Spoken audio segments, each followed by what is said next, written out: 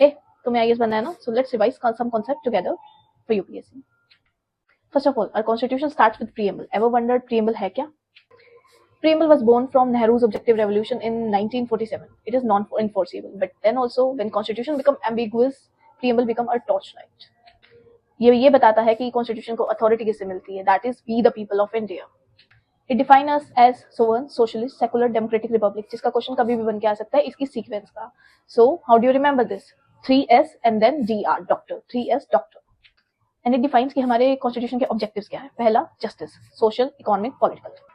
And then liberty of thought, expression, belief, faith and worship, TEBFW. ये liberty के साथ कौन कौन से एडजेक्टिव अटैच्ड हैं, ये क्वेश्चन कभी पूछे जा सकते हैं.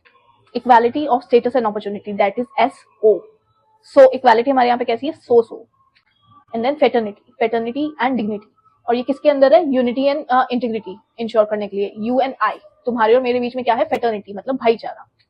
एंड देन इंपॉर्टेंटली प्रीएम्बल से रिलेटेड 4 इंपॉर्टेंट जजमेंट है. सबसे पहला जजमेंट है बेरुबारी जजमेंट, जिसके अंदर सुप्रीम कोर्ट ने क्या कहा? That preamble is not part of constitution. And then हम सबका फेवरेट केशवानंद भारती केस 1973, जिसके अंदर सुप्रीम कोर्ट ने अपना स्टैंड बदला and said that preamble is an important part of constitution and can be amended as well. जिसके बाद में 42nd कॉन्स्टिट्यूशनल अमेंडमेंट के द्वारा पार्लियामेंट ने इसके अंदर चेंजेस करे, जिसके अंदर सोशलिस्ट, सेकुलर और यूनिटी एंड इंटीग्रिटी जैसे वर्ड ऐड किए गए. And then LIC case of India 1995, जिसके अंदर ये बोला गया that preamble is an essential part of constitution but it can not be enforced in supreme court